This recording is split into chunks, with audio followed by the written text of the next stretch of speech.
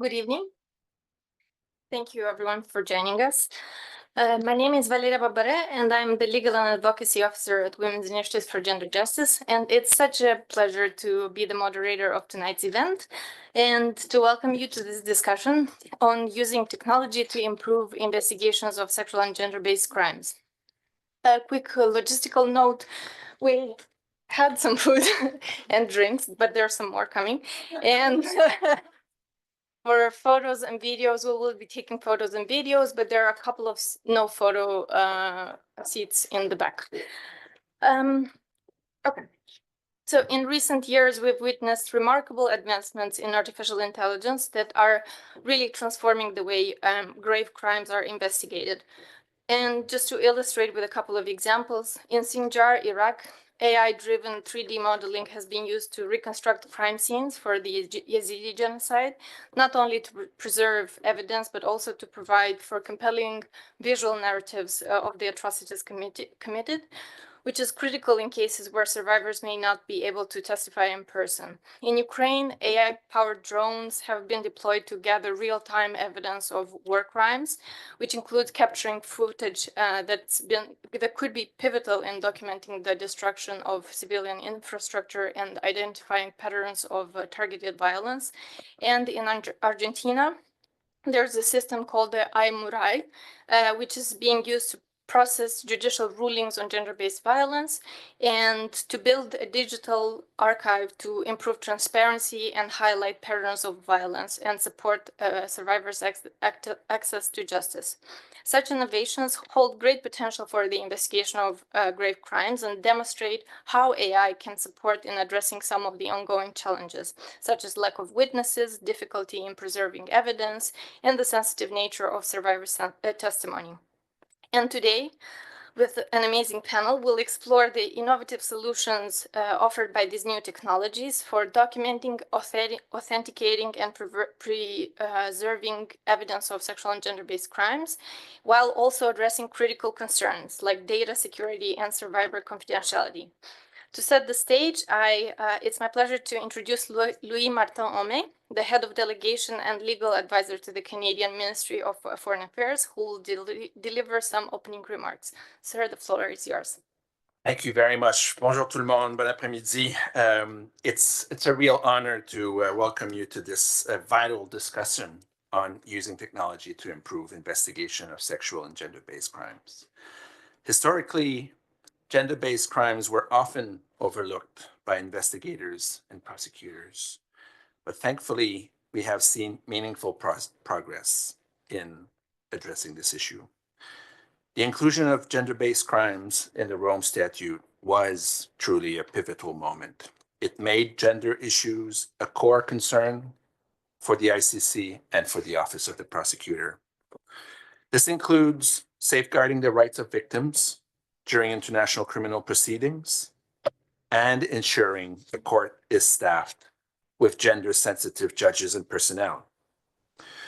Prosecuting SGBC in international courts is essential. It acknowledges the profound harm caused by these acts and combats the historic impunity surrounding them.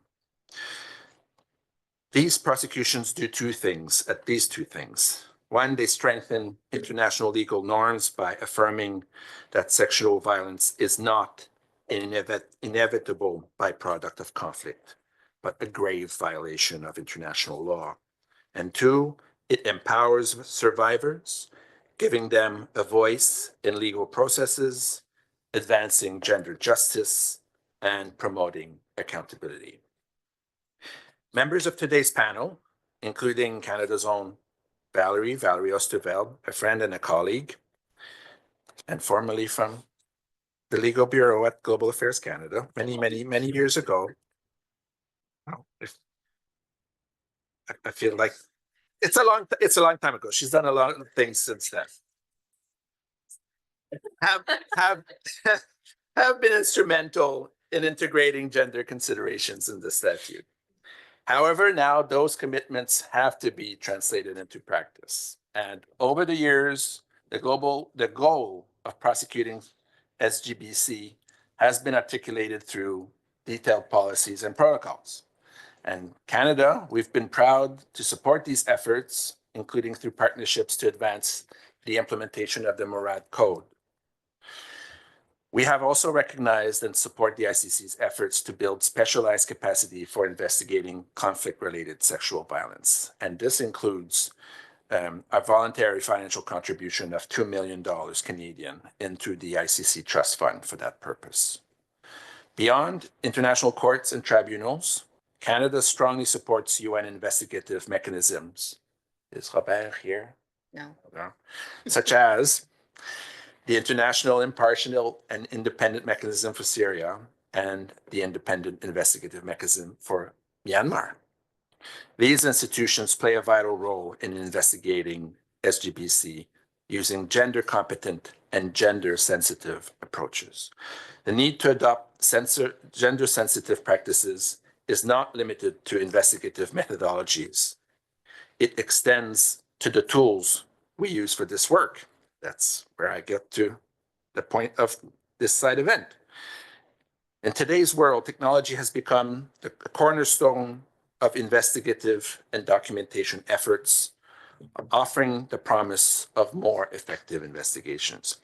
However, as we increasingly rely, that's an important point, as we rely more and more on technological innovations, we must also ensure that their integration into investigation of SGBC is thoughtful and it prioritizes the safety, the dignity, and the agency of survivors. So technology is not inherently value neutral.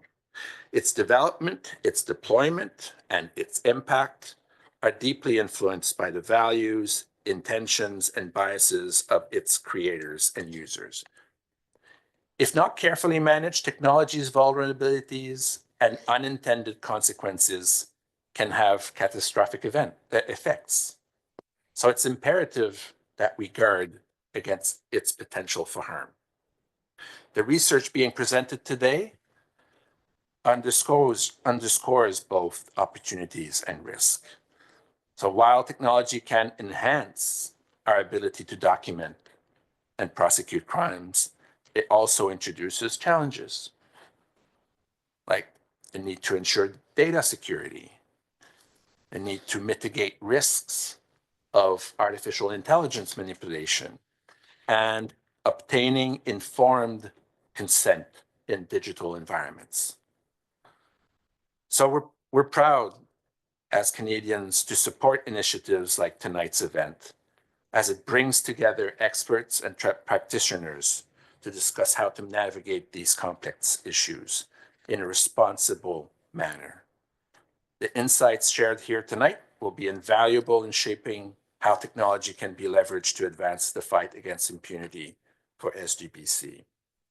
In closing, I want to commend the organizers, Women's Initiatives for Gender Justice, and the XCEPT research team, as well as the panelists for their dedication to this critical work, and all of you around this table in this room tonight at this time of day, after a long day. Very much appreciate you investing your time in being part of this. So you could count on Canada's commitment to collaborate and continue to build on these efforts. Merci beaucoup. Many thanks.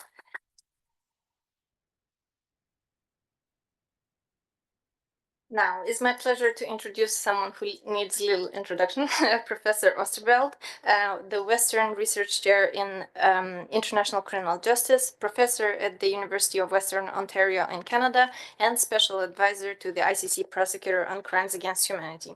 Professor Oosterveld will introduce the research project and share key findings of an upcoming legal paper. Valerie, over to you. Thank you so much, and thank you to all of you for coming tonight. So tonight, Lois, Katerina, Paulina, Maria, Natia, Heather, and I will speak to you about the outcomes of 2 years worth of research into the question of how technology is being used in international criminal law related investigations of sexual and other forms of gender-based violence, or SGBV, and the risks and the advantages. And Hannah will supplement our study findings with her direct experience with open source investigations. So Heather, Lois, and I first secured seed funding from the University of Birmingham for a small pilot project. And then our larger team secured funding from the United Kingdom's XCEPT program, which funds research on cross-border conflict. You put this slide up. So here you have all of the supporters of our research and our side event tonight. So our small interdisciplinary team consists of lawyers from Ukraine, representatives from a civil society organization in northern Iraq called Yazda, which you'll learn more about, sociologists from the United Kingdom, and a lawyer with experience working in Liberia. All of these team members have experience researching SGBV in war or working directly with SGBV survivors. Together, we conducted 39 interviews between November 2022 and October 2024 with investigators from international courts and tribunals, professionals from international and civil society organizations who document international crimes, SGBV survivor organizations, archivists, and information technology specialists. And all of the interviewees had recognized experience in SGBV investigation or documentation or information technology management of data involving SGBV crimes. Our interviews covered a wide variety of investigative contexts from around the world, including Russia's aggression against Ukraine since 2014, crimes committed by ISIL in Iraq and Syria, and the interlinked Sierra Leone-Liberia conflicts of the 1990s. Next slide. The most often repeated themes that came out of these interviews related to confidentiality and data security in SGBV investigation and documentation, victim witness consent and digital information, access to technology and digital evidence, the promise and risks of technology, and the need for both gender competency and technology competency training. So I'm going to give you a little taste of each of these, and then my fellow panelists will dive more deeply into the aspects that they researched. So by far, the most common issue raised by those we interviewed related to confidentiality and data security. I'm going to say a few words on this, and then Lois will also elaborate. Many SGBV survivors are very worried about confidentiality for many reasons. These won't be a surprise to you. They may not have revealed their victimization within their community due to fear of reprisals from perpetrators or allies of perpetrators, or out of concern that they or their children might be stigmatized or ostracized, or they worry that the information would undo their efforts to rebuild their lives to date. So survivors' fundamental worries about confidentiality are not necessarily technology related at their core, but when technology is used to collect evidence of SGBV crimes, data security concerns arise in addition to those concerns about confidentiality. And this is because technology creates, in essence, another digital life.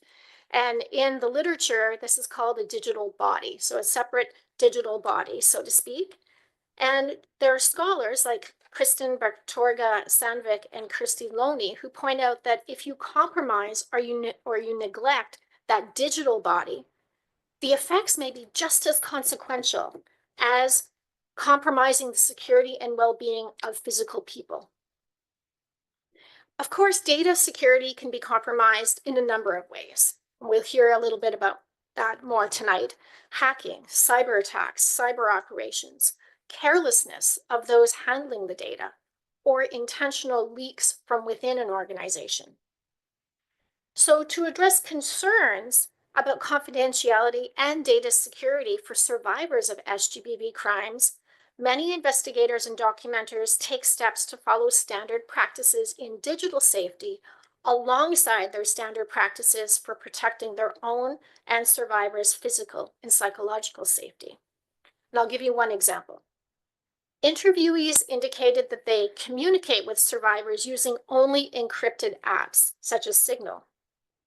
but they also need to take into account the local norms and the prevailing practice in the country. So for example, it may be good practice to use Signal to communicate, but if WhatsApp is the app that is commonplace in the country or in the community in which the survivor lives, then not using it could increase suspicion about the survivor's interaction with investigators. The second most common theme that arose in our interviews relates to survivor consent, both with respect to direct evidence and open source evidence. Now, there was widespread agreement among our interviewees that more guidance is needed to consider what informed consent really means when dealing with digital evidence, which can last for a very long time inside of databases, sometimes decades and decades. So many interviewees told us that the best practice when they're seeking informed consent from SGBV survivors is to use plain language that is suitable to the survivor's situation. And this includes explaining how the digital information or digital version of their SGBV crime information will be kept secure, how it will be stored, and how it will be used by that organization, and this is critical, for how long. Of course, this is tricky because one cannot necessarily predict how long a court will be in existence and funded, apart from the International Criminal Court, which is permanent. So the interviewees stressed that separate informed consent must be sought for third-party sharing, which explains the purpose of the sharing and time or other limits on that sharing. So this would be sharing between courts and organizations, or an international court with domestic jurisdictions, etc. They also indicated that there's a need for informed consent from SGBV survivors portrayed in digital open access, open source content before those images can be used as SGBV crime evidence in courts or other processes. But also that before this consent is sought, the investigators need to think about the survivor's dignity, safety, and protection to see if this particular evidence should even be used at all. The third and fourth themes that came up related to access to relevant technology and the promise and risks of that technology. So I'll give you an example that arose under these themes. In a number of investigatory settings, survivors of SGBV crimes may not have access to cell phones, internet, or data, or a safe place in which to use these, or they may not have the literacy required to use certain apps. And this necessarily shapes how investigators or documenters interact with survivors and how they employ technology. As a result, a number of those we interviewed called for software and hardware designers to work with them to develop accessible technology that works in a variety of low resource or challenging settings.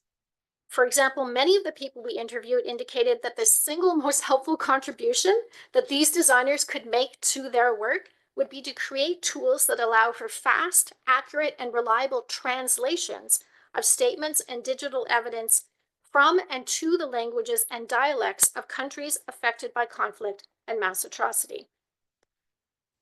Additionally, those we interviewed pointed out that some of the most powerful technological tools that can assist SGBV crime investigations require expensive proprietary software. And this software often requires subscriptions for updating or servicing. And not all organizations can afford to purchase or maintain the software, or if there's funding right now, they don't know if there's going to be funding years from now.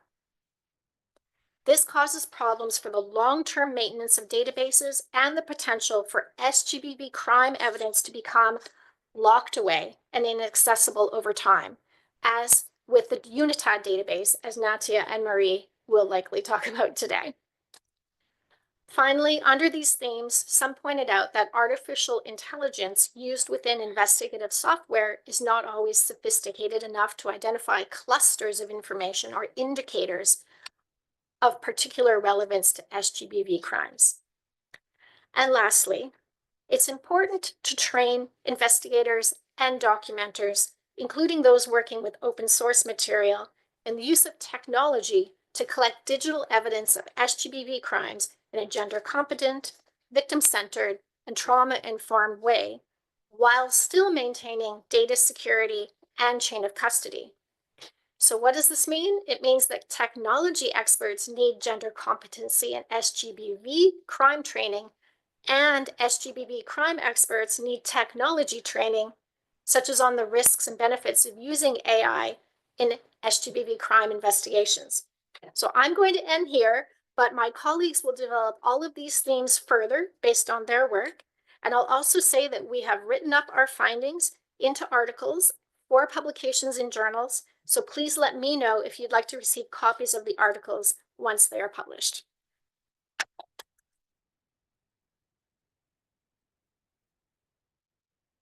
Thank you.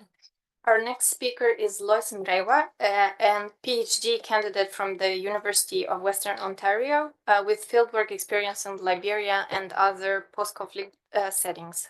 Lois, the floor is yours. Thank you. So I'm going to build upon the remarks that were made by Professor Osterveld. So many interviewees mentioned that various forms of technology have been and are being used to aid SGBV investigations.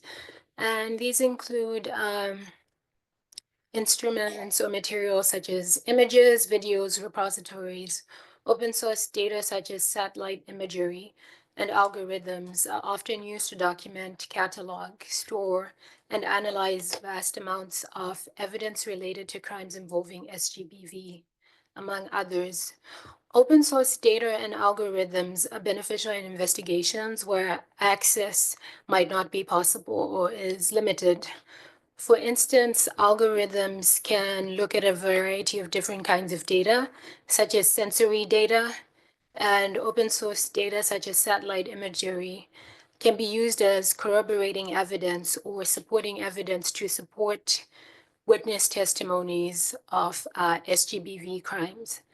This is quite vital because of the difficulty of obtaining other forms of evidence, such as forensic medical data, especially when the situations at hand involve countries in conflict or other atrocity-related situations.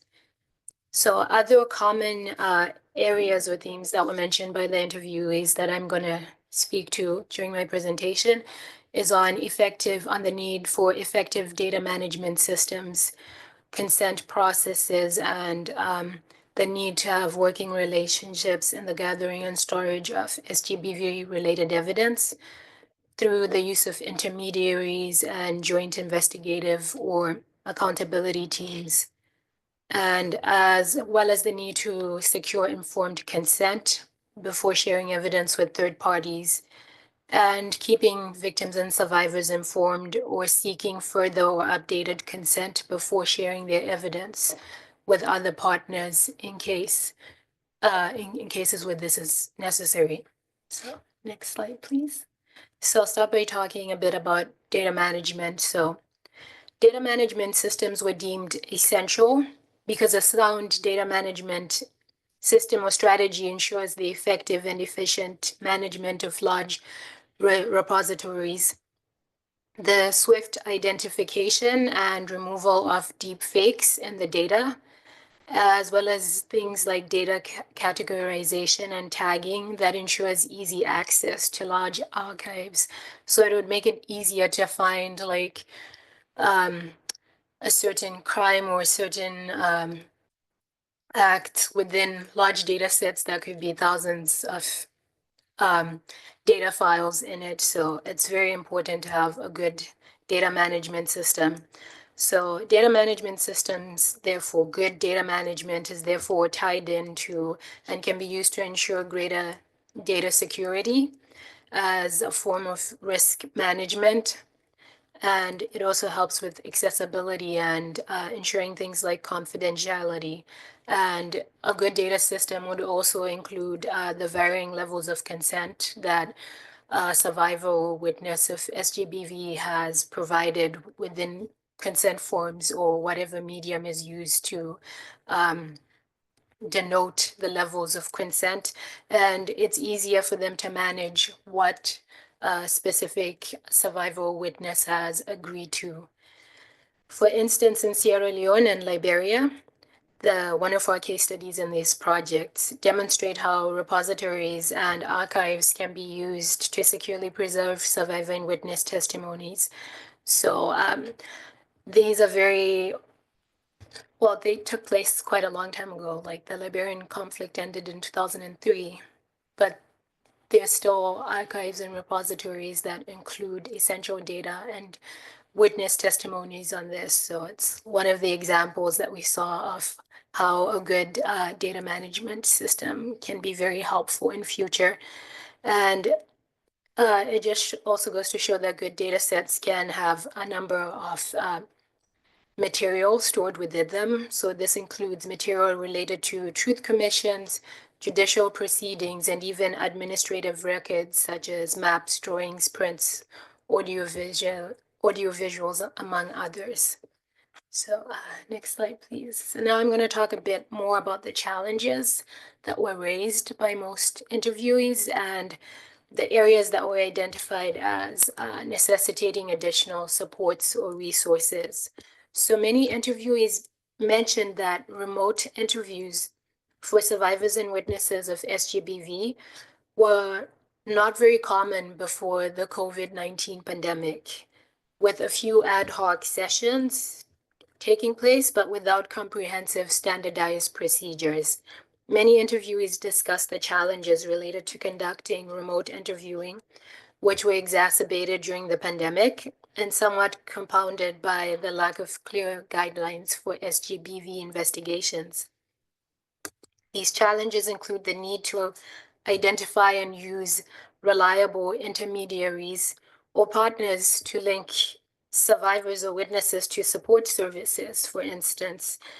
In the context of the lockdown and the increasingly time-consuming steps of remote interviews, often requiring additional steps in the process to build trust, ensure access to and familiarity with the relevant technological instruments, and other security measures made these types of interviews quite challenging, especially during the pandemics with lockdowns and the inability to guarantee that a survivor or witness can actually be put in contact with support services and whether they're functioning. Other challenges related to security considerations. Interviewees must understand and be able to use secure instruments and platforms to prevent interception by third parties, whether digitally or eavesdropping by persons within close proximity. And this was quite challenging, apparently, to organize depending on the context. So some interviewees highlighted the importance, for instance, of accommodating gendered needs, such as in cultures where women's gender roles can mean that women cannot slip away for long periods of time without households noticing. It was necessary to design and implement gender-sensitive privacy and confidentiality processes, especially in the context or in view of lengthy remote interviews. So those are some of the challenges that they had to think through and find creative ways of dealing with them. In terms of ways forward that were identified by the team and myself as some of the measures that could be taken to help with this is that it is very important for international courts and tribunals, as well as civil society organizations, to adopt gender-sensitive policies on how to conduct remote interviews with SGBV survivors and witnesses, and how to conduct digital open source investigations of SGBV crimes. These policies must be future-proofed or at least undergo regular review and updating as new technology emerges. And these policies must also be specific to SGBV investigations because these types of investigations pose unique challenges. So there's need to make it specific to be able to be responsive to the needs and the challenges that arise from these types of investigations. These policies must also address how to maintain security for both the interviewer and the interviewee, how to keep the interviewee's identity protected, and the interactions between the interviewer and the interviewee must be confidential. Additionally, there should be more guidance and policies on how to secure privacy as well as informed consent, especially for survivors or witnesses who are part of open source investigations. And lastly, I think that frameworks facilitating collaborations between tech experts and SGBV investigators involved in digital investigations are important because it is very important to build the capacity of stakeholders working in this area and ensure that technical tools such as algorithms are trained using gender-sensitive data and designed to function in gender-competent ways so that, let's say, these technological tools are not embedding entrenched gender biases that could be problematic in the future. So thank you so much. Thank you, Lois. Our next speakers are Katerina Busol, associate professor at Kiev-Mohyla Academy, and Polina Overchenko, a junior lawyer also from Ukraine. And as you can imagine, they will share a perspective on how technology has been used in sexual and gender-based crimes investigations in Ukraine. Over to you, and in the meantime, I'll put on the slides.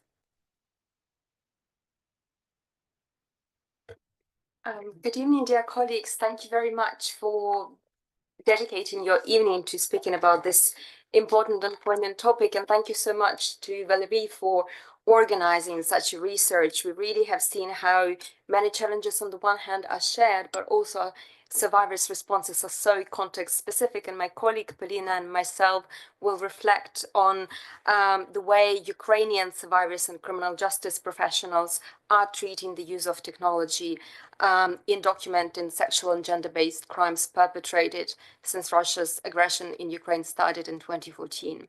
Our presentation will first provide a short overview on what type of conflict-related sexual violence we're speaking about in Russia's aggression. We will then say why our perspective in Ukraine has a two-pronged response. And we will, of course, also comment on the advancements, challenges, and opportunities which the use of technology in CRSV investigations in Ukraine has posed.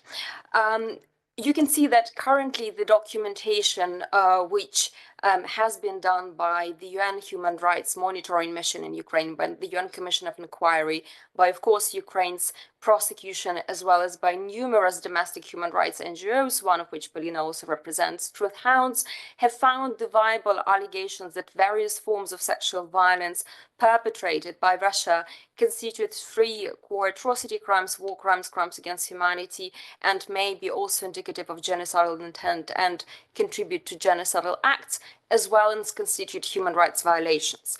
And I would like to really stress that the spectrum of survivors that we are speaking about is both women, men, non-binary people, elderly people, and children, which is very important because the spectrum of survivors, of course, also informs their openness or the lack of it to the use of technology.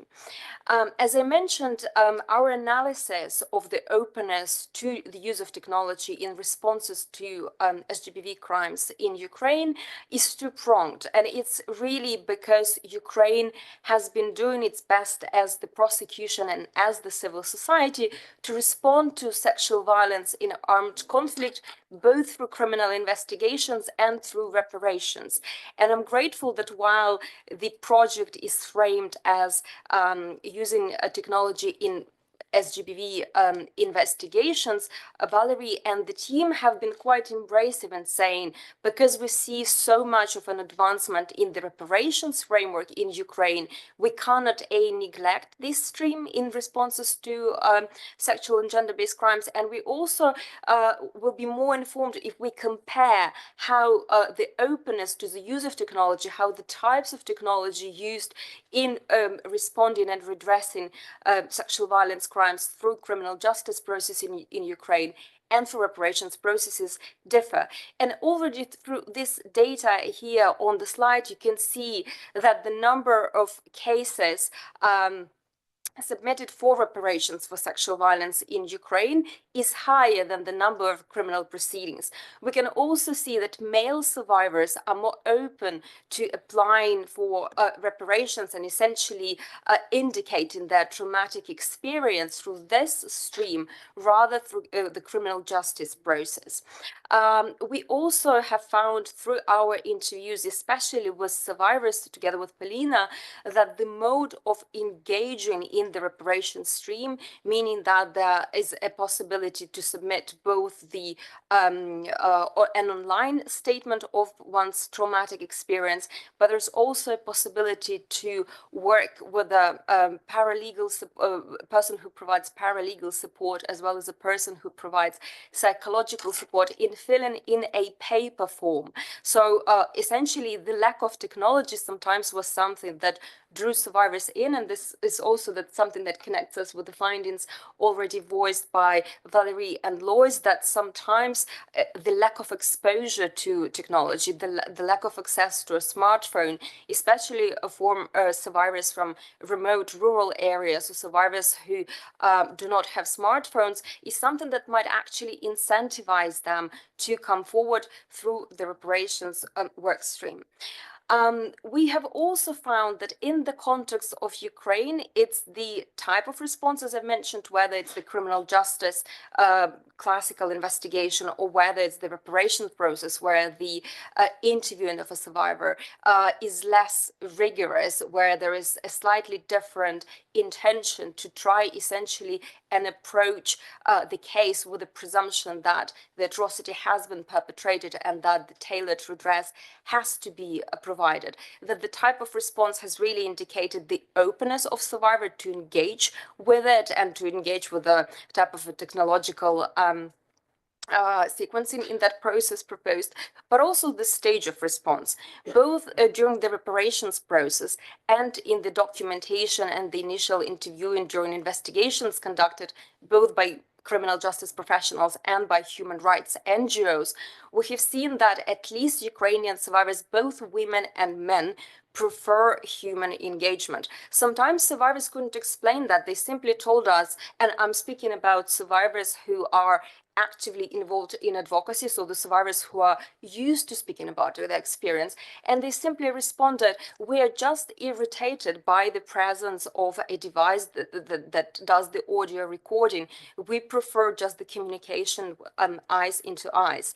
And it was very interesting because then speaking with an investigator or human rights professional who interviewed them, asking them how they responded to such a request of survivor, they said, of course, their request is a principal guidance for us. We then design our interviews in the way that there are at least two persons present. One person conducts the interview, speaks with the survivor, and another person records the testimony. And sometimes survivors even demand that the recording be done, the notes be done with a pen, not even on a pad. But then interestingly, these investigators involved in such an interview raised the issue of re-traumatization when they would have to then move those written notes into the whatever technology, whatever database they're using within their human rights NGO or within their prosecutor's office. So I think it's also very important to think how the use of technology or the lack of it impacts the persons who engage in supporting the survivors.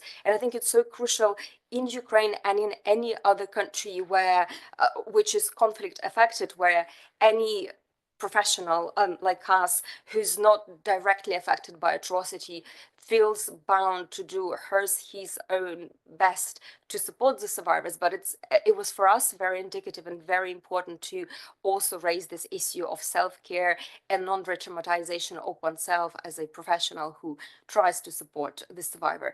And it was also important that the peer-to-peer engagement was something that survivors also stressed they would prefer. So for instance, Ukraine has this amazing association of women survivors of conflict-related sexual violence, SEMA Network Ukraine, and they do the missions to deoccupied areas, essentially to meet the survivors firsthand to share that they are not just to help, but that they actually had been through the same experience. And it's interesting that both the survivors and the women from SEMA Network Ukraine say that while they would benefit from certain technology, for instance, from certain leaflets, which would explain both the criminal justice and reparations avenue, they still saw that this human connection, the peer-to-peer direct live communication, was something which was crucial to supporting the victims and to incentivizing them to move forward either through investigations or the reparations process or both. As I said, it was important for us to see that both within the criminal justice sector and within the human rights NGO sector, the persons who conduct the interviews, they usually ask survivors as to the type of technology they're ready or not ready to use. Hardly any human rights NGO in Ukraine, for instance, uses video recording. And as I mentioned, survivors sometimes have concerns even about audio recording. The online virtual interviewing is an option, but it's rarely resorted to. What was quite, I would say, hope-giving and humbling to us was to see that sometimes human rights lawyers indicated that they saw actually that a survivor was not ready for interviewing, and what they assigned was the use of online technology to provide regular psychological support to these survivors before they proceeded with the, again, the criminal justice track or with the reparations track. However, there are also numerous challenges and opportunities remaining, and for that, I pass the floor to my colleague, Polina. Over to you. Yeah, thank you so much. Good evening, everyone. Once again, we are so happy and grateful to you that you've managed to make it to such an evening event. And I would indeed elaborate on the topic of challenges, starting with the context of thank you. Starting with the context of criminal justice sector, as the lack of proper technological training regarding the use of technological tools and systems that were newly introduced to the procedure was uncovered as one of the main challenges for this purpose. And we are talking about the operational mistakes that are made by criminal justice professionals while conducting procedural interviews or while working with evidence with the use of technological assistance, and all of those events may probably result in the production of inadmissible records, or even in some cases loss of the evidence or the testimonies, and such cases gravely contradict the key pillars of working with survivors and witnesses that have experienced the traumatic events, and namely we are talking about, of course, the survivor-centered approach and preventing re-traumatizations that are aimed to be upheld throughout all the procedural stages. And in this manner, we are facing an unfortunate duality regarding the efforts of providing the uttermost protection towards witnesses and survivors' well-being, since the technologies are introduced to provide the most efficient functioning of procedures, therefore minimizing testimonies, repetitions on the witnesses and survivors' sides. It is crucial to provide the criminal justice professionals with a proper training with regard to a correct use of the technological options they have in their arsenal now. Otherwise, we are facing the situation where improper use of the technology wholesomely cancels out all the efforts made to provide any kind of improvements. And moving forward and deeper into the question of investigating conflict-related sexual violence, it is needed to acknowledge the overall difficulties in using any types of technological implements to investigate CRSV due to the specifics of the crime. Our respondent involved in both criminal justice and civil society efforts have outlined particular features which make technologies almost futile for such investigations. And here we are talking about we are discussing the specific setting of the perpetration. Since most of the crimes are committed inside the buildings, it leaves no options to use any kind of satellite imagery or like use of drones that are otherwise widely included and used while investigating other conflict-related crimes.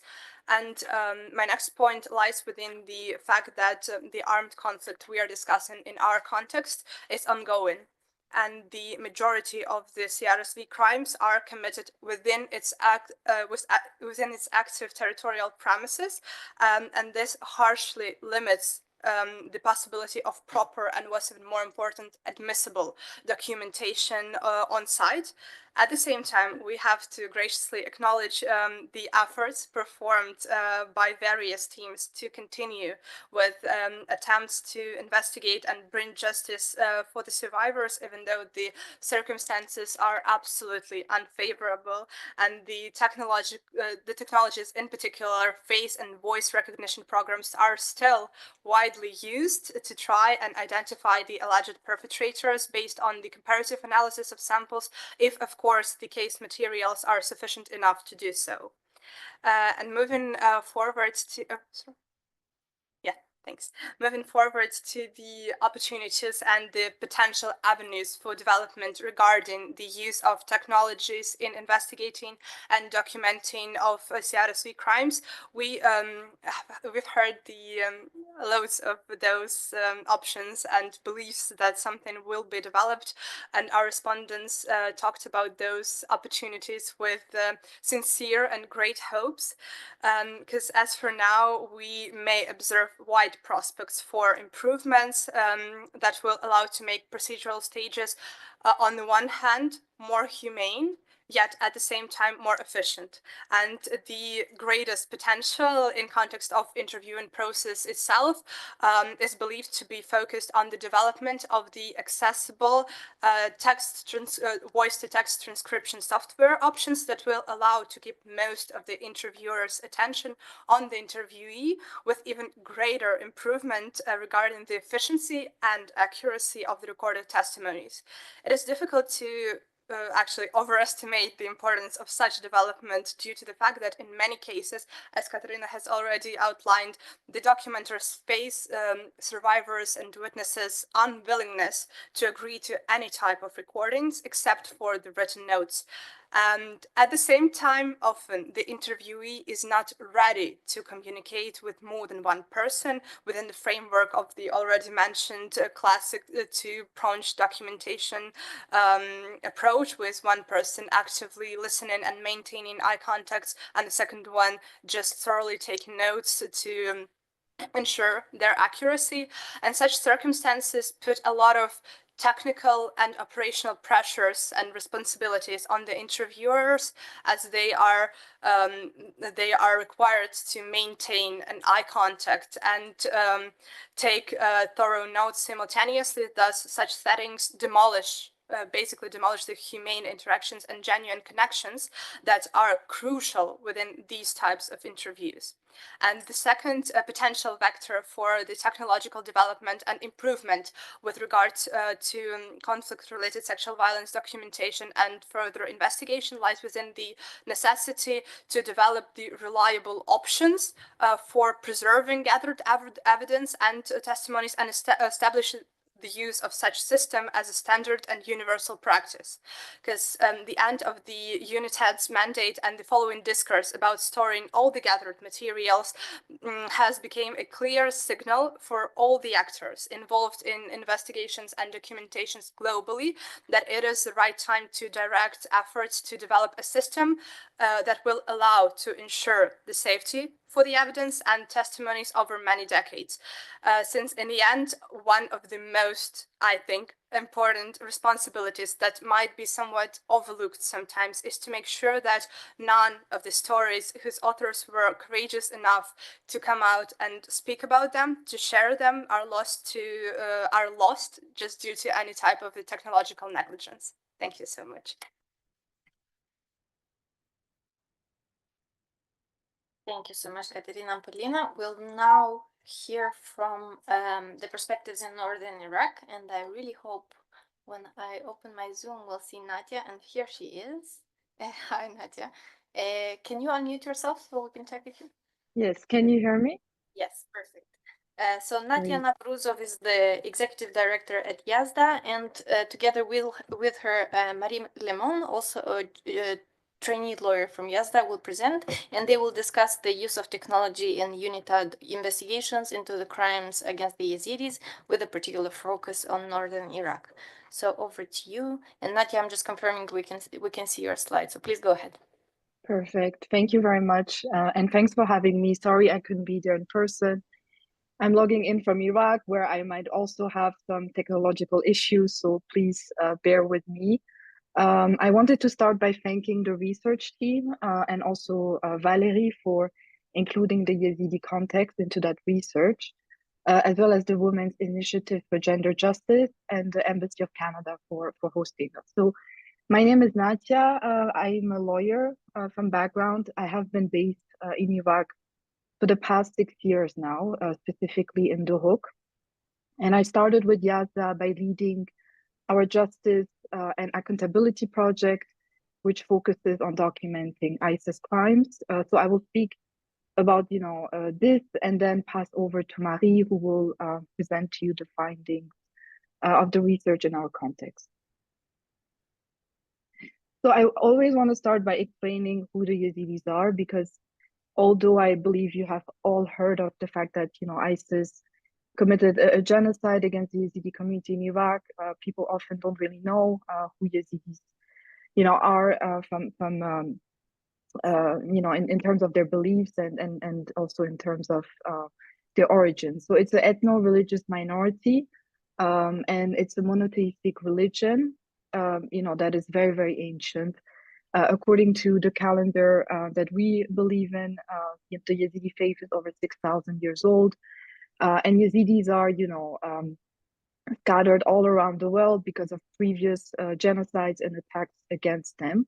But the majority of the Yazidis do live still in Iraq, and were living in Iraq in majority also before ISIS attacked in 2014. Yazidis have very specific beliefs. I'm not going to go into the details, but I just want to highlight one of them, which is that Yazidis believe in one God called Code and 7 angels. And basically, because of misinterpretation, misinformation, this one of these angels, who's the archangel, was assimilated to the devil, to Satan, by other religions, including Christian missionaries that came to Iraq a few hundred years ago, and then also by the Muslim community. And Yazidis are have been labeled as devil worshippers since then. And I'm saying that because this is really something that ISIS also used and instrumentalized when they attacked the Yazidi community. They also attacked other minorities in Iraq, like the Christian minority. But when it came to the Yazidis, their instructions were very clear for the Yazidis. There was no choice to pay a tax and to stay in their areas. They had either to convert or were killed. So according to our history, I believe that the attack committed by ISIS is the 74th. Firman, Firman is a word that we use, but it basically means a genocide. And the most recent one committed by ISIS is one of the most documented one, and it's also the one where you have seen ISIS genocidal campaign in terms of killing the men, enslaving the women, and the children. So very briefly, in terms of the consequences of the attack, so within a few days, ISIS killed 5,000 people. It was mainly men, as I said, but also elderly people who were not considered as being worth enslaved because of their age. Around 6,800 women and children were kidnapped. We often also don't know and neglect the fact that also men were kidnapped, but they were later disappeared. And then the whole population of Sinjar, so over 500,000 people were displaced from their area, and they were displaced to a region called Kurdistan here in Iraq.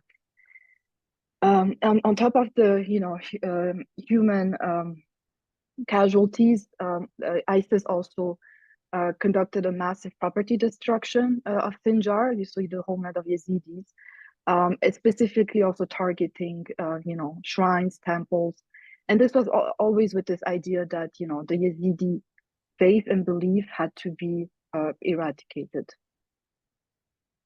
So when we speak to survivors here, they often say that the genocide is ongoing, although it happened now more than 10 years ago. And this is because the consequences of the genocide are still not being fully addressed. We marked 10 years this year, but all of the issues are still pending. For example, 2,700 Yazidis are still missing. There's no mechanism looking for them. But also, people still live in IDP camp. Can you still hear me? Yes, we can. I think we lost Nadia for a second. Marie, would you like to continue with your presentation while we... I think that let's give it a couple of seconds, but yes, I'm okay.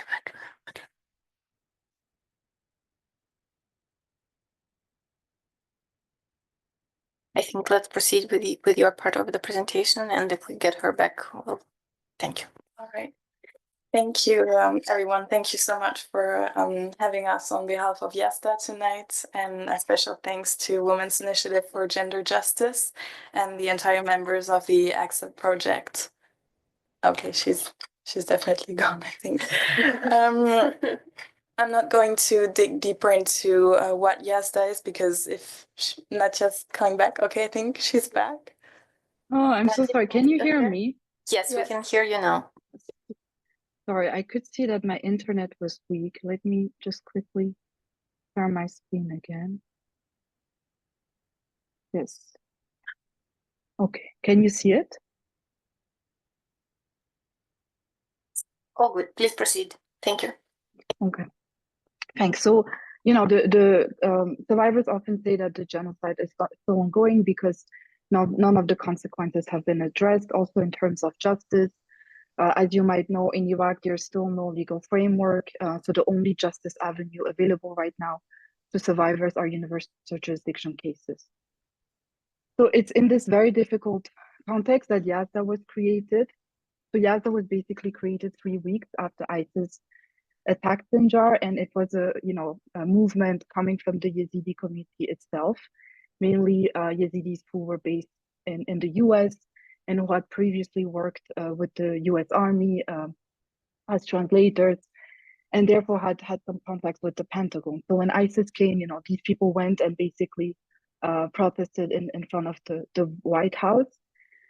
And, this is basically how YASDA was established. And since then, for the past 10 years, we have been, trying to address humanitarian crisis, but also trying to help survivors with their quest for justice. And this is what I will be focusing on. So one way to do that is that we created a documentation project, very simply. This project was created in 2015 while the genocide was in its first month. So it was a very, very difficult situation. As I said, an NGO that was established by people who had no prior experience in human rights violation documentation, no experience in, even what a nonprofit was, but with the understanding that these crimes needed to be documented. And this is because, as I said previously, Yazidis, were subjected to so many previous crimes, and none of them had been documented. So, I know that my ancestors were targeted during the Armenian genocide. A lot of Yazidis were actually killed during that genocide. But if you try to look for documentation work, it hasn't been properly recorded. So we started like that, and with the idea that, okay, it's first of all for cultural preservation, historical record building, but also as we moved forward with, understanding that actually that was evidence that we could use to bring the perpetrators to justice, but also make sure that the Yazidi genocide would not remain a purely Iraqi problem, right? It could have remained an internal issue, but we wanted to make sure to show that a genocide was happening under the eyes of the international community, and the evidence we collected really, really helped us for that. So as I said, very, urgent situation, no funding, no system, no process, not even any thinking about technology. And I really, really want to highlight that, because I really think that YASA can be a model that could be followed, because we still have successes, and I will be speaking about that. But we really started with, no real clue about what we were doing, and just with the, deep feeling that we needed to do that. I also want to highlight that in our context, SGBV victims started to speak about the crime very early on, which is quite unusual, right? Because it's the Middle East, the Yazidi community is still very patriarchal. But from the very first survivors that started to come back, they did started to speak about, the sexual enslavement and all the horrible things ISIS did. And this is because the equivalent of the Yazidi Pope, called Baba Sheikh, issued a statement very early on. I think it was in February 2015, saying that these survivors, although they were subjected to sexual violence and they were forcibly converted, they were still part of the community and needed to be taken back. So this really allowed survivors to speak about the crimes, and specifically about SGBV, and by consequence for our project to document this. So when I joined YASA in 2018, I was basically given a bunch of hard drives. And this is where all of our documentation data was on.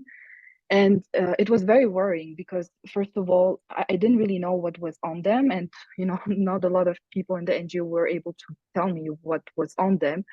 And also, I felt very concerned for the survivors, because we had been collecting all of their testimonies for years now, and we were not able to use it because we hadn't really figured out how to process, how to sort everything. So one of the first things I did with my team is to just take a break from the ongoing documentation work we were doing and start to review everything. And that took us literally years to review all the data that we had, to code them, to be able to find them again, and then also the translation work. And this is where really I think we have a big gap in the use of technology, because, for example, in our context, the Yazidi survivors often do speak Arabic, but when they give us their testimonies, they want to express themselves in their original language, which is the Shingali dialect.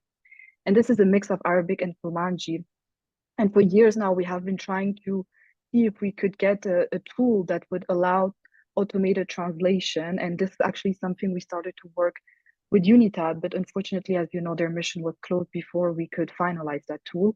And I'm saying that because, as you know, translation takes a lot of time, but also, as it was highlighted before, it's very, very traumatizing for the staff to sit there and for hours listen to these stories and having to transcribe and translate them. So that's a challenge and gap. And if there's anyone in the room who could maybe help with that, I'd be happy to connect. The other challenge that we had is also the fact that, okay, we coded everything, we sorted everything out, but we didn't have a database. Like, we didn't have a tool to actually search, write the content of these interviews.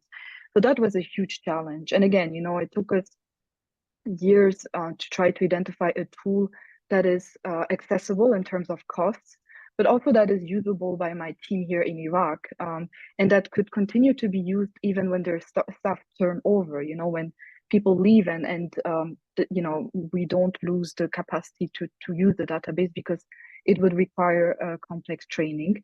So one solution we identified, and Marie will be speaking a bit about that, is the Bayanat database developed by SGBC. So that is something that is available for free, and that we have been using for almost 2 years now.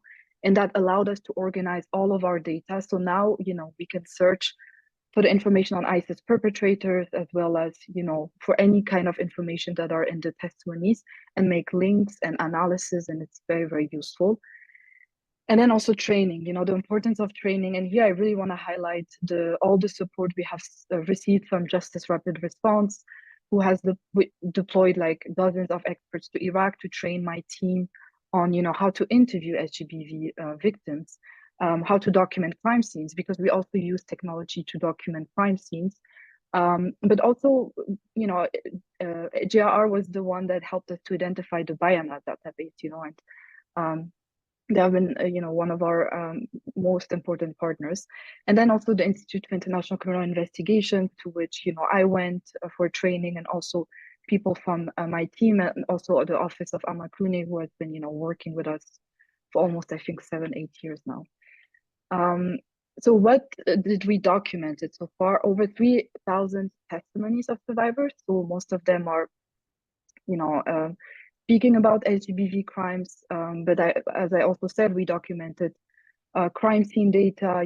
We have still many mass graves in Sinjar, unfortunately. And one of the work UNITAD was doing was to exhume them and identify the remains and give them back to the family for dignified burials. But all of that process now is slowed down, and we're waiting to see what's next, and working with other partners like ICMP here to make sure the process continues. But also other types of evidence, like when survivors, also SGBV survivors, come back from captivity, it happens that they might have other type of evidence with them. Sorry, power cut. So sometimes, they have marriage certificates that actually show that they were enslaved and also sold over and over again to different ISIS members. So all of that is, we take copies. We used to send them to UNITAD, the survivors with the original copy, so that UNITAD could record it. But right now, again, as you know, UNITAD closed. So I'm almost done. I also wanted to highlight on how we have been using all that data, collecting it, organizing it, putting it into that database. And of course, ultimately, the goal is to use it so that survivors do have access to justice. And as I also said previously, in Iraq right now, unfortunately, we're not able to share the evidence because there is no law that criminalizes core international crimes.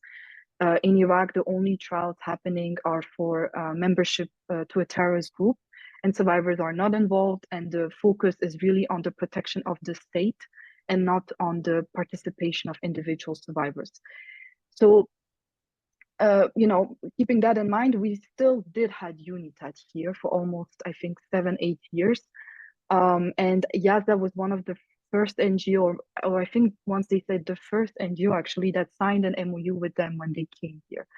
So we had a very strong relationship with UNITAD. We were sharing with them the evidence we had collected, including testimonies of SGBV survivors, always, of course, with their consent. And I really want to highlight that in our documentation process, of course, we take a general consent in the beginning when we do the interview process. But when we have specific requests, like from UNITAD or third states, we always go back to the survivors and ask them for a specific consent and explain really the background on who we are sharing and why, and what are the consequences for them as well. So we shared a lot with UNITAD, and we were really, really shocked last year when Iraq decided that UNITAD would remain only for another year. We did a lot of advocacy to try to save UNITAD in the first months. But when we understood that Iraq's decision was final, we shifted our advocacy in trying to make sure that at least the evidence that UNITAD had collected would remain accessible. And as you know, and as it was already highlighted by my colleagues, the evidence is right now not accessible. So one copy went to the UN Secretary General Office, OLA. Another copy was kept by Iraq, but the copy kept by Iraq is smaller because it doesn't contain all the testimonies of survivors where there was no consent. So for the copy that is with the UN right now, we're trying again, and we continue to push for it to be accessible, but it still remains unclear if it will be, because their position is that Iraq needs to give the green light for that. And even if it would be accessible, they require budget and they require money, because the technology that was used by UNITAD, softwares and databases, is not something that the OLA has. So they would require additional resources to have these tools, but also to hire people who could use these tools. So that's, I think, something to keep in mind, when other mechanisms might close. We need to find, I know there have been discussions to have a standing mechanism that would receive all the evidence. Maybe this is another opportunity to reopen that discussion.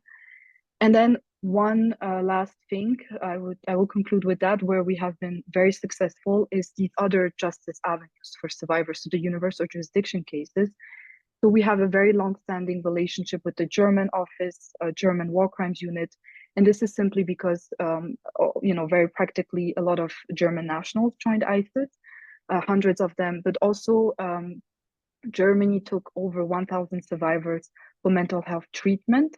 So they had actually survivors in Germany that they could interview, and started very early on the structural investigation.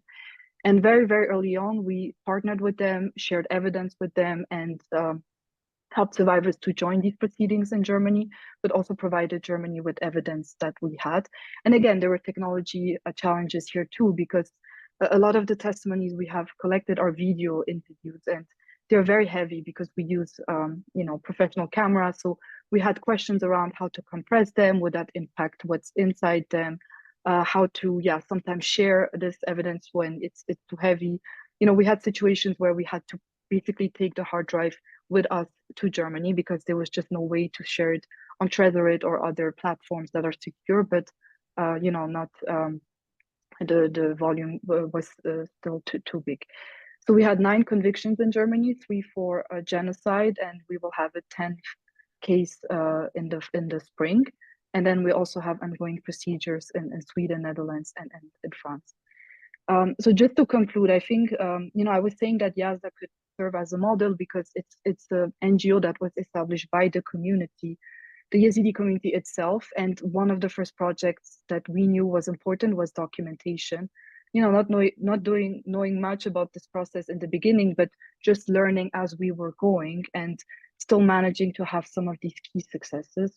But of course, we still have challenges on ongoing issues to resolve, and we will continue. And if you have any questions, I will stay online, and I'll pass it now to Marie.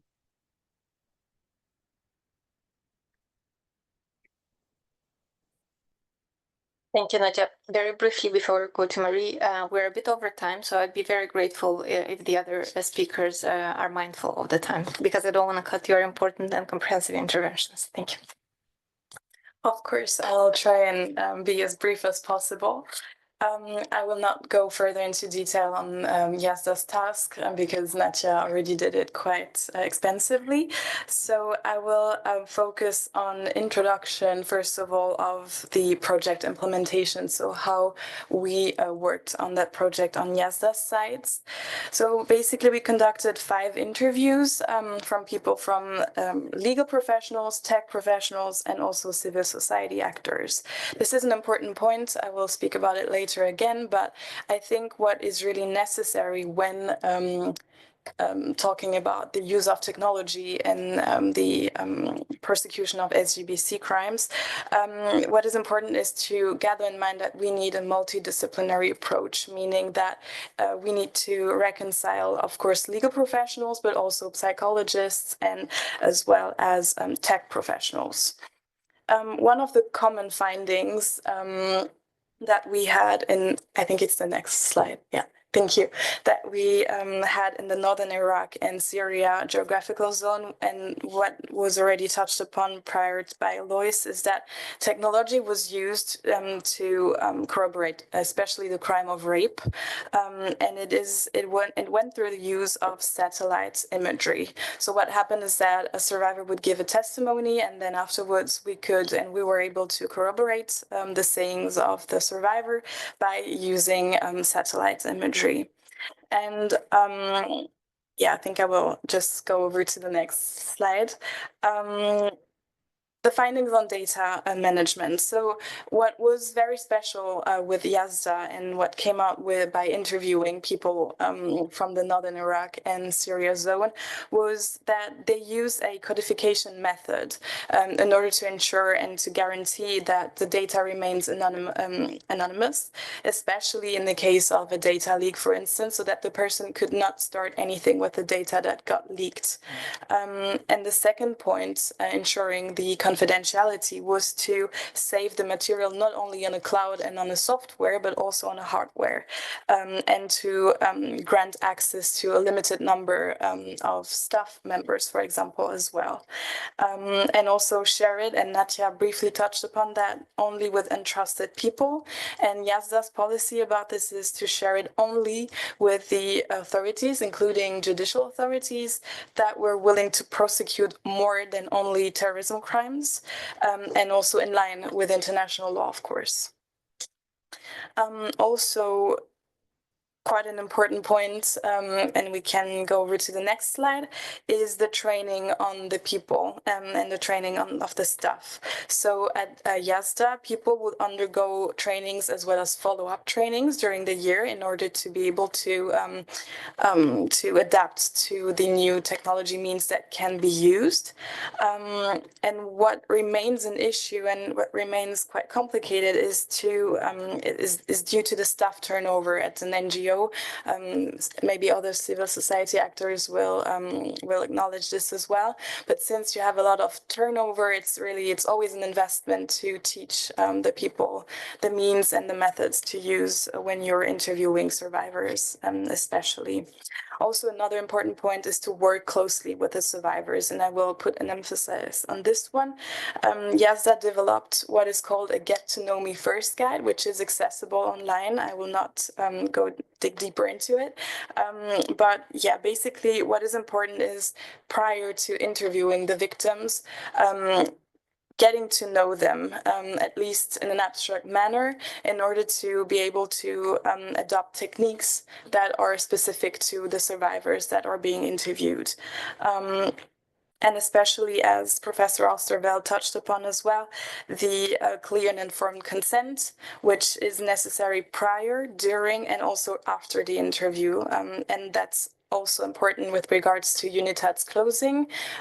Also telling the survivor that there is currently no further information that can be given to them is also informing a survivor. It's not only about guaranteeing that judicial proceedings or that prosecution will take indeed place later on. And we can go over to the next slide. I tried to list some of the technology tools that could be useful, because we already touched upon some of them, but we have the translation tools, as Nadia mentioned, but also, and I think this is an important point that was highlighted, especially in the Syria context, the use and the content that is posted on social media, so the open source evidence, and I think my colleague from the ICC will touch upon that as well, and also, of course, artificial intelligence. And what people also wished for was more training on the use and functioning of the dark web, because in the ISIL context, ISIL used the dark web as well as Telegram for its enslavement policy, and by buying and selling people online. And I think that that's an important point that needs to be raised, and awareness should be raised about the dark web as well. And go on to the next slide. Thank you for the conclusion. As a conclusion, I would say that it is very important nowadays to focus on the use of technology. It is always, learning something new is always challenging, I imagine, from the investigator's point of view as well, but this is the future of international criminal justice and international criminal law. So we really need to put more efforts in the research, and I'm really happy that this project does. And also, I want to reiterate the need for a multi-sectoral approach, meaning technological approach, psychological approach, and legal approach. And yeah, I will end by saying that also for especially civil society actors and NGOs such as YASDA, it is important to enhance the dialogue with a secured platform, because we often do not have enough means to put a lot of budget into it. So maybe by enhancing the dialogue, it will touch upon that issue a bit better. Thank you so much.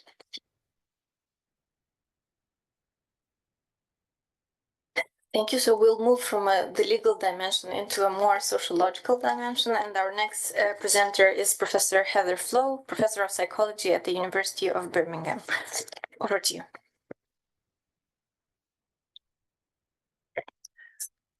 All right. Thank you so much for having me here today. It's really a pleasure, and it's been a phenomenal experience. Next slide, please. I'll try to zip through and reclaim some time. So building on my colleagues' presentations, what I want to do now is to examine how digital tools shape how survivors remember SGBV crimes, and discuss how technology can link disparate crimes while strengthening survivor testimony and protecting their psychological well-being. Next slide. Research shows that survivors can recall experiences accurately when given proper memory retrieval support by a trained interviewer. This is important, especially considering the factors that survivors are up against when they provide testimony. Of course, there's trauma, there's difficulties in recounting and also recording what often are repeated incidents that sometimes involve multiple perpetrators, and events that also span generations in some instances. Effective interviewing helps preserve memories and prevents contamination from multiple interviews and media exposure. And crucially, using best practices protects testimony from such challenges in court. As we've heard, technology is truly revolutionizing how we gather and analyze evidence of conflict-related sexual violence, but rushing without coordination means missing crucial opportunities to reveal perpetrator patterns, such as by detecting and recording their MO, their behavioral signatures when they commit these crimes, connecting survivors' stories with digital evidence so that we can really understand the full context. As we know, a picture is worth 1,000 words. So we really need that critical testimony to be able to help us interpret. And it's also important that we remember that traditional evidence like written statements and human rights reports, they remain just as valuable as tech-based evidence, especially since, as we heard, these crimes often occur in private. In earlier presentations, we also discussed that there's many different types of technologies being used. Next slide, please. And our interviewees, they spoke at great lengths about 4 primary technologies that I'll talk about in turn. Next slide. The first are recording tools, which we've been discussing at length today, audio-visual recordings of survivors speaking freely while providing and preserving emotional context. Interviewers are free then to focus on fully building trust and maintaining rapport, which we know is so critical in these types of cases. Next slide, please. However, as we've heard, recording technologies can also create significant barriers if not thoughtfully introduced. And one additional barrier that I'll talk about that's not been mentioned yet is that survivors really need to understand and control, really important, they have to control the recording process. And this will facilitate them feeling like they can share more detailed accounts. Next slide, please. Database management systems, we've talked at great length about that today, and these are crucial for establishing patterns that are so critical in international prosecutions. These systems really excel at identifying commonalities across testimonies really efficiently and effectively, assuming that we could tackle the cultural and language barriers that we talked about earlier. This allows us to establish broad contextual evidence. However, interviewees, next slide, please, they were concerned in that databases can fragment narratives into predetermined categories, potentially losing crucial context and nuance that's really important in prosecuting these cases and really helping us to understand the totality of what's happened. Next slide, please. We also have heard from interviewees that digital documentation forms, and these are being widely used, and they paint perhaps the most complex picture. So these are like online databases where people can go in and freely recall what has happened to them. But often it's not so much freely recalling, it is responding to prompts which sometimes lead to missing crucial details.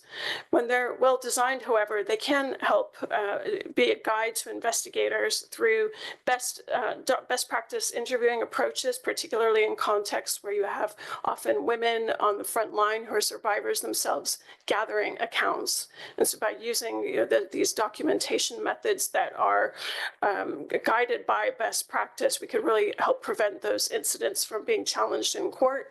And we could also perhaps include prompts that would connect crimes and really show patterns of behavior that would facilitate prosecutions. Next slide. The one part that I really wanted to bring up with respect to those prompts that are not allowing freely recalled testimony is that sometimes this leads to putting words in our survivors' mouths, and that's the last thing we want, because what happens is that when they recall again to another investigator the next time, we have created an inconsistency now, because if they freely report later and that contradicts what they said in a digital form, that can create problems when it comes time to prosecute. Next slide, please. So our research, it shows that really there's a lot of compelling advantages. They're allowing us to collect testimony from areas that might otherwise be inaccessible due to conflict or security concerns. And sometimes they're able to give survivors greater control over when and how they share their experiences.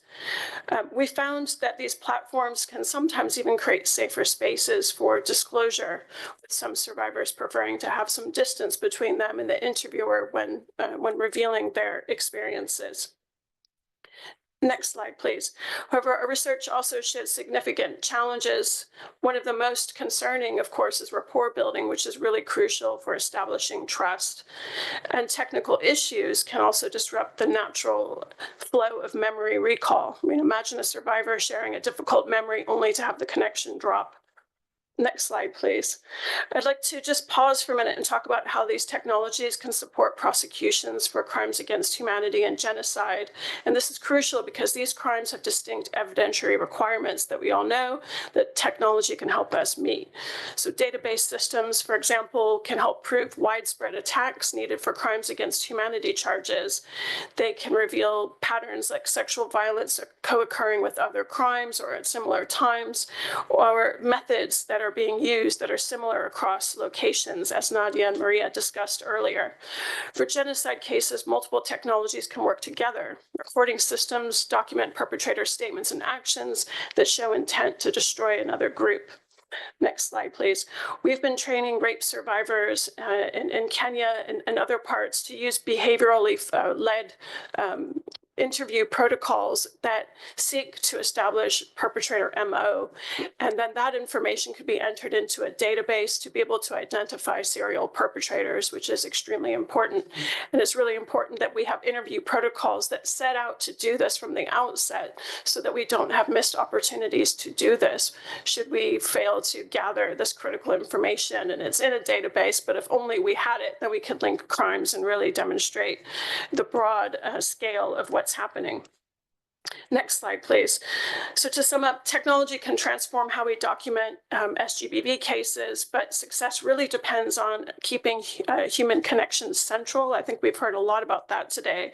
And while digital tools enhance documentation, they should support but not replace human interaction. The most effective approach combines different technologies thoughtfully, using each tool's strengths to offset others' limitations. Next slide, please.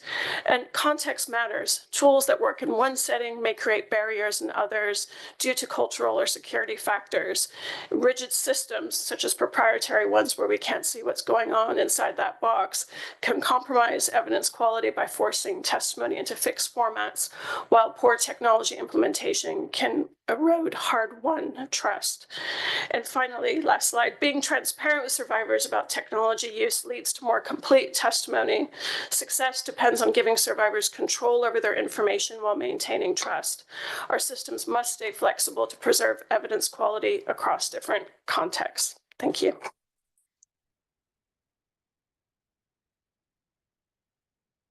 Thank you so much for being concise, but I hope you saw how rich the slides were in the findings, and you'll look out for the forthcoming 2 papers in 2025. So our final speaker is Hannah Bagdasar, Associate Analyst for Open Source Analysis of the ICC Office of the Prosecutor. And Hannah will share the ICC's perspective on how technology is being used in investigations of sexual and gender-based crimes. Thank you. I'll try to be really fast because I know we're already over time. And so I know we're talking today about technology in general, but I'm just going to focus on a really small sliver of it, which is online open source investigations. I had a bunch of definitions. We're going to skip that, so follow along. But to contextualize things, for many years, there'd been this myth that SGBC was not visible in online spaces. You heard it from traditional investigators, from analysts, that it's not there because of the stigma, it's not there because perpetrators don't want to get caught, and that it's an invisible crime, therefore it's not going to be online. Alexa Koenig and Ulick Egan have done some really great research on this in a paper called Power and Privilege, and basically the research found that survivors, perpetrators, and bystanders are all posting this content online for different reasons. And so why this is important is that it brings me to my first topic of today's opportunities. So we've heard today about how GBC is notoriously difficult to prosecute.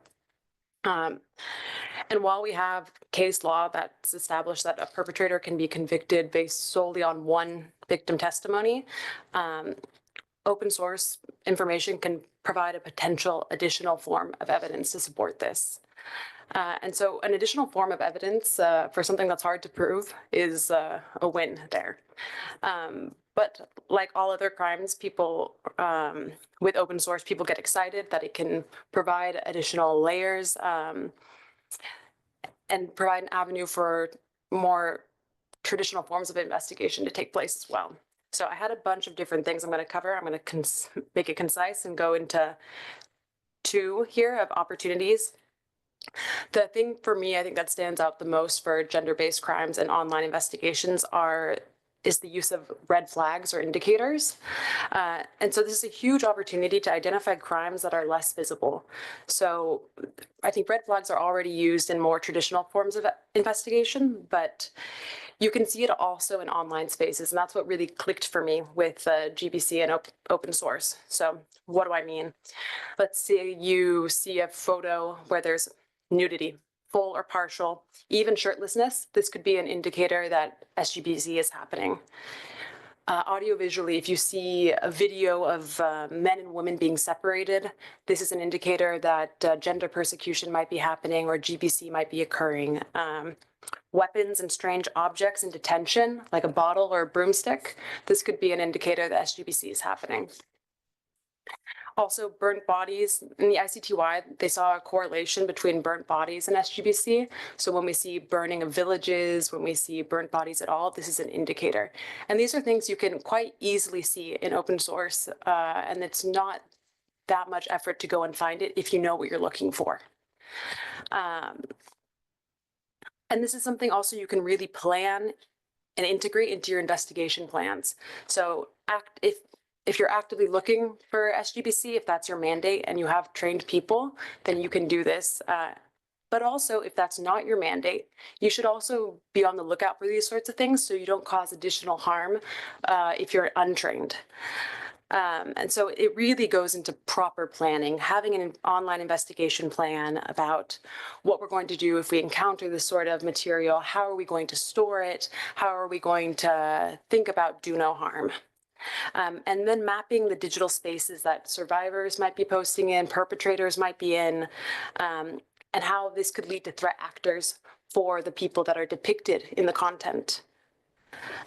There's also so many different avenues you can explore in the planning stage, you know, like intersectionality, how people are being affected in different ways, and the gendered use of tech as well. So always in my planning, I ask whose voices are not being heard, because in digital spaces, you know, a whole portion of the population that is being affected might not be heard at all here. I have a whole section on gender analysis. I won't go into it, but come talk to me after. I also think that this could be a really innovative way to explore not exposing survivors to testimony. Not all survivors will want to testify, and this could be an option to submit content in its place. Of course, this will be dependent on the survivor. It could be the other way around and that they don't want content to be used, but it's a potential option if there is that availability. And it lends its way into a more survivor-centric approach, not being forced to do something you don't necessarily want to. And then in doing an online investigation, you could uncover a lot of lead information. So maybe you don't need to go and interview the person a second time, but you find the content already online. And so in that way, you can not re-traumatize a survivor. Moving on to limitations. The survivor-centric approach. So we heard a lot today about survivor-centric approaches. This is what we all strive for. However, how do you do this when you don't know who the victim is?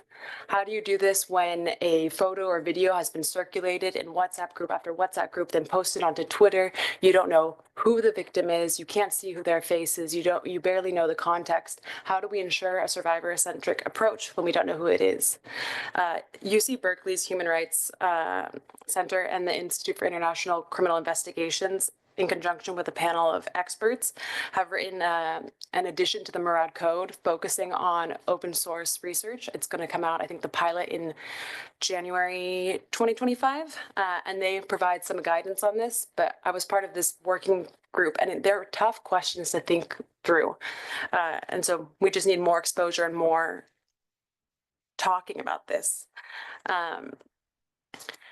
Then another big point is that it might be, if we can't figure out who the survivor is, that we might need different approaches to make it survivor-centric for lead information than we do for evidence in chief, for example. Further, there could be contexts where this use of open source information could backfire.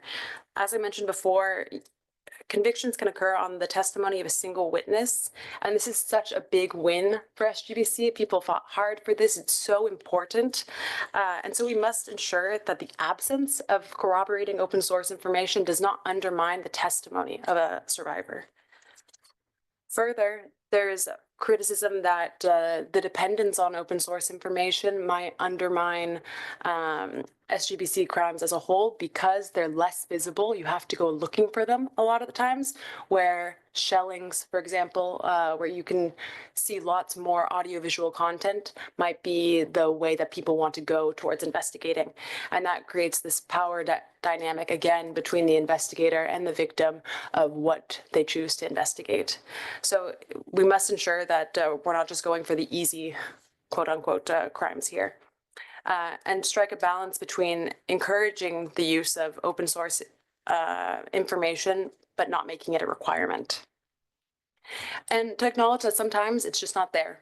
Sometimes there's not going to be the video of the gender-based violence because it is an invisible crime. And we don't need the open source necessarily to corroborate it. But if we do, it'd be a great option. And so because I'm trying to be very fast, what I'll leave you with is that this is an incredibly exciting time to be in the intersection of technology and GBC. We're not starting from scratch. We can adapt a lot of the work that's already been done just in the frame of technology. And so much work has been done in the last 20 years that we can really build upon. There's people researching this. We've heard from incredible experts today, and just so many more resources on this. And so I think I'll end it there so you can all go home. Thank you.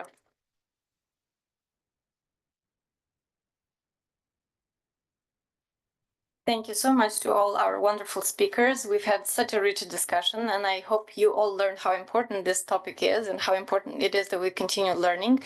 And I don't want to close before seeing in the room if there's one great question. Yes, please go ahead. Well, thank you. I think this is really an important session. My name is Nimad Ahmadi. President of Darfur Women Action Group. Of course, you all know about the situation in Sudan. We have been working under incredible circumstances to document GBV cases. All the protocol, all the policies, everything we know is nearly impossible to apply. But one thing that we know, survivors and their communities are very eager to document these cases. So we set up women empowerment centers in a very remote areas where at least away from the perpetrator, if possible, but people are on the move. And it's been very challenging. There's no resources enough to do so. There is no access to technology, but also you lost capacity immediately. All the people you trained are now trapped somewhere, but you have volunteers, people who step up to do things. So I'm just wondering if there are any like toolkit, simplified training, and then also how we can integrate the use of technology in these cases that is like hugely challenging. So I would love to connect with the groups who have more information. I don't want to take everyone's time, I know, but I definitely we are very interested, and I think this challenge, this panel is really important for us. And there is a lot that we learn, but we wanted to learn more if there are opportunities for collaboration or guidance that you can give us. I could take the first part and maybe Valerie can take the second part. Yeah, that is a terrific question. I love that question. We've been working with survivors groups to translate the FCDO protocol and the documentation, sexual violence and investigation of sexual violence and conflict. And the problem with that protocol is that it's a very difficult one to implement in practice. It requires an enormous amount of resource, as you know, and so we have boiled it down by working with the survivors group who led in this research in terms of its design, in terms of its validation, and we've got a number of papers that are about to come out. So I'd love to share with you the tools that we've got and have further conversations about how we can carry it forward. And I'll just say we can connect afterwards. And I would like to take this opportunity to thank the Women's Initiatives for Gender Justice and Canada for organizing this event, and for all of our amazing speakers, and for all of you for hanging in there until almost 8 o'clock. Thank you.